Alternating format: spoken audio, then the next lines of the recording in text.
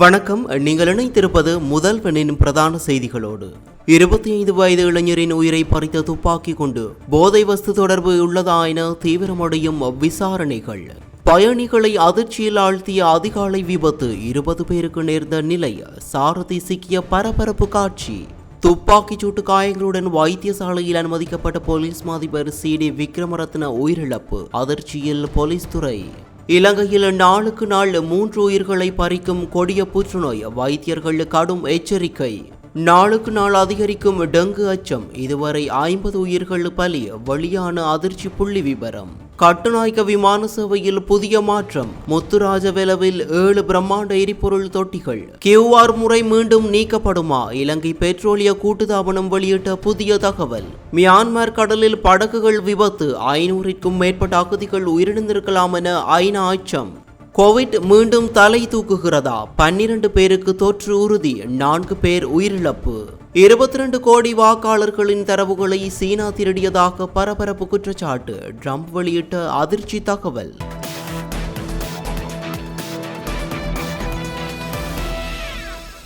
கடுவல நவகமுப வந்துராமுல்ல பகுதியில் இடம்பெற்ற துப்பாக்கிச் சூட்டு சம்பவத்தில் காயமடைந்த 25 வயதுடைய இளைஞர் ஒருவர் சிகிச்சை பலனின்றி உயிரிழந்துள்ளார். குறித்த இளைஞர் நேற்றிரவு மர்ம நபர்களின் துப்பாக்கிச் சூட்டுக்கு இலக்கான நிலையில் உடனடியாக ஹோமாகம வைத்தியசாலைக்கு அழைத்துச் செல்லப்பட்டுள்ளார். எனினும் மருத்துவமனையில் சிகிச்சை பெற்று வந்த நிலையில் அவர் உயிரிழந்துள்ளதாக வைத்தியசாலை தரப்புகள் தெரிவித்துள்ளன. இந்த துப்பாக்கிச் சூட்டு சம்பவத்துக்கான காரணம் இதுவரை உறுதிப்படுத்தப்படவில்லை. எனினும் ஆரம்பகட்ட விசாரணைகளில் இந்த சம்பவத்திற்கு பின்னால் போதைப்பொருள் வர்த்தகம் தொடர்பான காரணங்கள் இருக்கலாம் என சந்தேகிக்கப்படுவதாக தெரிவிக்கப்படுகிறது. சம்பவம் தொடர்பான மேலதிக விசாரணைகளை நவகமுவ போலீசார் முன்னெடுத்து வருகின்றனர். கொடகம பொரளை பிரதான வீதியில் அந்துருக்கிரிய கோவிந்த மாவட்ட அருகே இடம்பெற்ற பஸ் மற்றும் டிப்பர் ரக வாகன விபத்தில் சுமார் 20 பேர் காயமடைந்துள்ளனர். இன்று அதிகாலை சுமார் 4:15 மணியளவில் இடம்பெற்ற இந்த விபத்தினால் குறித்த வீதியூடான போக்குவரத்து 2 மணித்தியாலங்களுக்கு மேலாக பாதிக்கப்பட்டதாக தெரிவிக்கப்படுகிறது. விபத்தில் காயமடைந்தவர்கள் உடனடியாக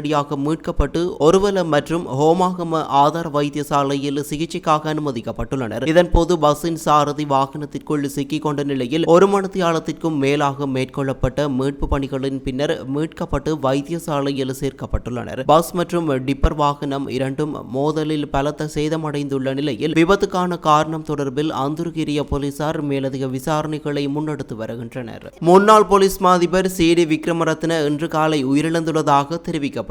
துப்பாக்கிச் சூட்டு காயங்களுடன் முல்லேரிய வைத்தியசாலையில் அனுமதிக்கப்பட்ட அவர் சிகிச்சை பலனின்றி உயிரிழந்ததாக வைத்தியசாலை தகவல்கள் தெரிவிக்கின்றன. அவர் தமக்கு தாமே துப்பாக்கிச் சூடு மேற்கொண்டு உயிரிழந்திருக்கலாம் என ஆரம்பகட்ட சந்தேகங்கள் தெரிவிக்கப்படுகின்றன. சம்பவம் தொடர்பான மேலதிக விசாரணைகள் முன்னெடுக்கப்பட்டு வருகின்றன. CD விக்ரமரத்ன 1986ஆம் ஆண்டு உதவி பயிற்சி போலீஸ் அத்தியட்சகராக போலீஸ் சேவையில் இணைந்தார். 34 ஆண்டுகளுக்கும் அதிக காலம் அவர் போலீஸ் துறையில் பணியாற்றியுள்ளார். 2019ஆம் ஆண்டு இடம்பெற்ற உயிர்த்த ஞாயிறு தாக்குதல் சம்பவத்திற்கு பின்னர் அப்போதைய போலீஸ் மாதிபர் பூஜித் ஜெயசுந்தர கட்டாய விடுமுறையில் அனுப்பப்பட்டதை தொடர்ந்து CD விக்ரமரத்ன பதில் போலீஸ் மாதிபராக நியமிக்கப்பட்டார். அதனைத் தொடர்ந்து 1 வருடமும் 7 மாதங்களும் பதில் போலீஸ் மாதிபராக கடமையாற்றிய அவர் பின்னர் இலங்கையின் 35வது போலீஸ் மாதிபராக பொறுப்பேற்றார். இந்நிலையில் 2023ஆம் ஆண்டு நவம்பர் மாதம் 25ஆம் தேதி அவர் போலீஸ் சேவையில் இருந்து உத்தியோகபூர்வமாக ஓய்வு பெற்றிருந்தார். இவ்வாறான நிலையில் முன்னாள் ஜனாதிபதி மஹிந்த ராஜபக்சவின் ஆட்சி காலத்தில் ராஜபக்ச குடும்பத்துடன் மிகவும் நெருக்கமாக செயற்பட்ட இவர் தற்போது மர்மமான முறையில் உயிரிழந்துள்ள சம்பவம் நாட்டில் பெரும் அதிர்வலையை ஏற்படுத்தியுள்ளமை குறிப்பிடத்தக்கது.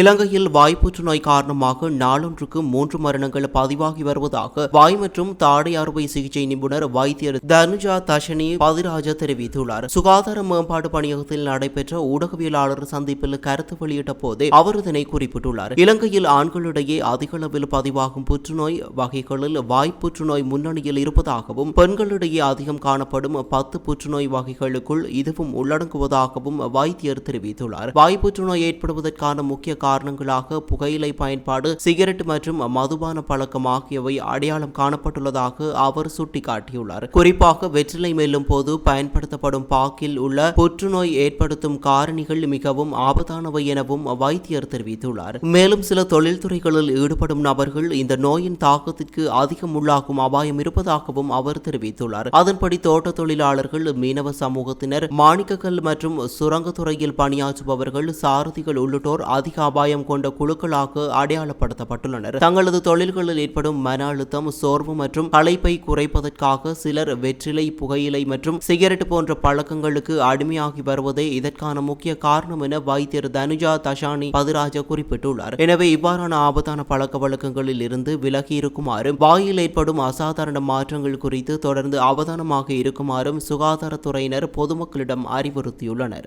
இலங்கையில் இந்த ஆண்டின் இதுவரையான காலப்பகுதியில் பதிவாகியுள்ள டெங்கு நோயாளர்களின் எண்ணிக்கை 73,000 கடந்துள்ளதாக தேசிய டெங்கு ஒழிப்பு பிரிவு தெரிவித்துள்ளது. அதன்படி நேற்று வரையான தரவுகளுக்கு அமைய நாடு முழுவதும் 73,455 டெங்கு நோயாளர்கள் பதிவாகியுள்ளதுடன் டெங்கு காரணமாக இதுவரை 50 மரணங்களும் இடம்பெற்றுள்ளதாக தெரிவிக்கப்பட்டுள்ளது.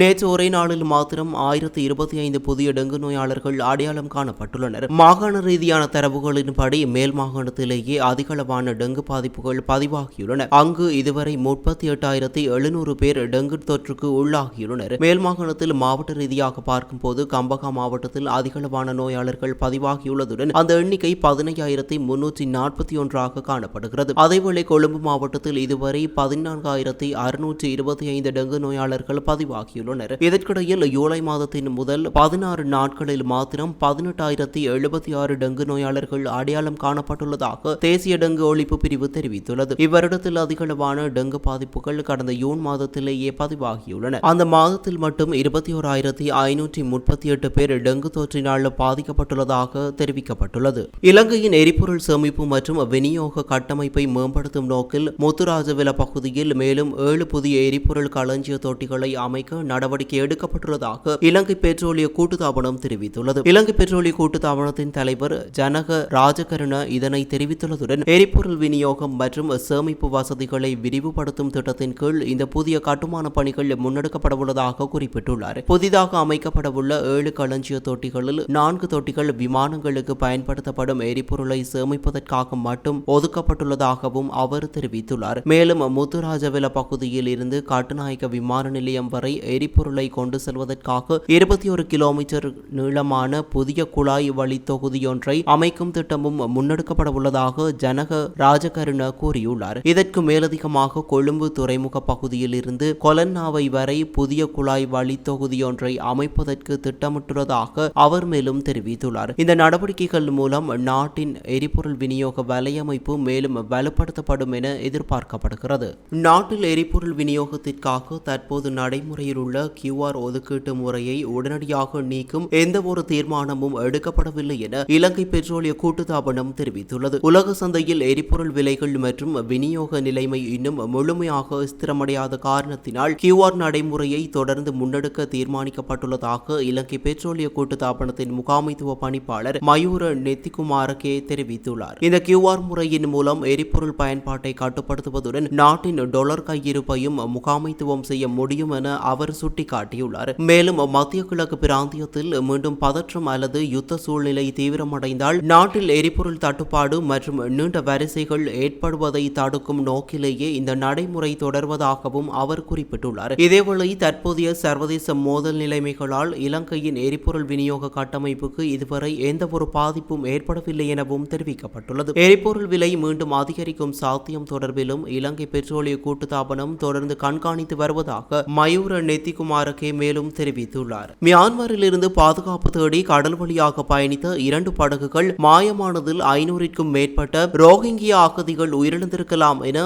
ஐக்கிய நாடுகள் சபை அச்சம் வெளியிட்டுள்ளது. ஐநா வெளியிட்ட தகவல்களின்படி கடந்த ஜூன் மாத இறுதியில் மியான்மரின் மேற்கு பகுதியில் உள்ள ராகினே மாநிலத்தில் இருந்து 2 படகுகள் அகதிகளுடன் புறப்பட்டன. அவற்றில் சுமார் 250 பேருடன் சென்ற முதல் படகு புறப்பட்ட சில நாட்களிலேயே கடலில் தொடர்பை இழந்து மாயமானது. அதேபோல் சுமார் 280 பேரை ஏற்றிச் சென்ற இரண்டாவது படகு கடந்த ஜூலை 8ஆம் தேதி மியான்மரின் அயர்வாடி கடற்கரைக்கு அருகே நடுக்கடலில் மூழ்கியிருக்கலாம் என நம்பப்படுகிறது. இந்த 2 படகுகளிலும் பயணித்த அனைவரும் உயிரிழந்திருக்கலாம் என ஐநா அகதிகள் முகமை மற்றும் சர்வதேச இடம்பெயர்வு அமைப்பு இணைந்து வெளியிட்ட அறிக்கையில் தெரிவிக்கப்பட்டுள்ளது. இதேவேளை சம்பவம் தொடர்பான விசாரணைகள் முன்னெடுக்கப்பட்டு வருவதாகவும் தெரிவிக்கப்பட்டுள்ளது. இந்தியாவின் ஆந்திர பிரதேச மாநிலத்தில் கடந்த சில வாரங்களில் 12 பேருக்கு COVID-19 தொற்று உறுதி செய்யப்பட்டுள்ளதாக இந்திய ஊடகங்கள் அதிகாரிகள் செய்தி வெளியிட்டுள்ளனர். ஜூன் மாதம் 26ஆம் திகதி முதல் ஜூலை மாதம் 16ஆம் திகதி வரையான காலப்பகுதியில் மேற்கொள்ளப்பட்ட பரிசோதனைகளில் இந்த தொற்றாளர்கள் அடையாளம் காணப்பட்டுள்ளனர். குறித்த காலப்பகுதியில் 67 கோவிட் பரிசோதனைகள் மேற்கொள்ளப்பட்ட நிலையில் அதில் 12 பேருக்கு தொற்று இருப்பது உறுதி செய்யப்பட்டுள்ளது. இதற்கிடையில் கோவிட் தொற்றால் பாதிக்கப்பட்ட 4 பேர் சிகிச்சை பலனின்றி உயிரிழந்துள்ளதாகவும் தெரிவிக்கப்படுகிறது. உயிரிழந்தவர்கள் உயர் இரத்த அழுத்தம், நீரிழிவு, சிறுநீரக கோளாறுகள் உள்ளிட்ட நீண்டகால நோய்களால் ஏற்கனவே பாதிக்கப்பட்டிருந்ததாக சுகாதார அதிகாரிகள் தெரிவித்துள்ளனர். தற்போது தொற்றுக்குள்ளானவர்களில் 3 வீடுகளில் தனிமைப்படுத்தப்பட்டு சிகிச்சை பெற்று வருவதுடன் 2 வைத்தியசாலைகளில் சிகிச்சை பெற்று வருகின்றனர். மேலும் 3 குணமடைந்து வீடு திரும்பியுள்ளனர். இந்த நிலையில் பொதுமக்கள் சுகாதார பாதுகாப்பு நடைமுறைகளை தொடர்ந்து பின்பற்றுமாறு ஆந்திர சுகாதாரத்துறை அறிவுறுத்தியுள்ளதாக தெரிவிக்கப்பட்டுள்ளது. அமெரிக்க தேர்தல் அமைப்பில் சீனா தலையிட்டு 22 கோடி வாக்காளர்களின் தரவுகளை திருடியுள்ளதாக அமெரிக்க ஜனாதிபதி டொனால்ட் ட்ரம்ப் பரபரப்பு குற்றச்சாட்டை முன்வைத்துள்ளார். வெள்ளை மாளிகையில் இருந்து மக்களுக்கு உரையாற்றிய ட்ரம்ப் இந்த தரவு திருட்டு அமெரிக்க தேர்தல் வரலாற்றில் மிகப்பெரிய பாதுகாப்பு அச்சுறுத்தல் என தெரிவித்தார். அமெரிக்க தேர்தல் அமைப்பு வெளிநாட்டு தலையீடு மற்றும் இணைய தாக்குதல்களுக்கு ஆபத்தான நிலையில் இருப்பதாக குறிப்பிட்ட அவர் தேர்தல் முறையை மேலும் பாதுகாப்பானதாக மாற்ற வேண்டும் என வலியுறுத்தினார். மேலும் வாக்காளர் பதிவு செய்யும் போது அமெரிக்கா குடியுரிமையை உறுதி செய்யும் ஆவணங்களை கட்டாயமாக்கும் சேவு சட்டத்தை நிறைவேற்றுமாறு காங்கிரசிடம் கோரிக்கை விடுத்துள்ளார். இதனிடையே ட்ரம்பின் குற்றச்சாட்டுகளை சீனா மறுத்துள்ளது. அமெரிக்க தேர்தல்களில் சீனா ஒருபோதும் தலையிட்டதில்லை என சீன தூதரகம் தெரிவித்துள்ளது. இதேவேளை தனது உரையை ஒளிபரப்ப மறுத்த சில ஊடகங்களுக்கு எதிராக நடவடிக்கை எடுக்கப்படும் எனவும் ட்ரம்ப் எச்சரிக்கை விடுத்துள்ளார். இத்துடன் முதல்வனின் பிரதான செய்திகள் நிறைவு பெறுகின்றன. தொடர்ந்து முதல்வனின் செய்திகளோடு இணைந்திருங்கள். நன்றி, வணக்கம்.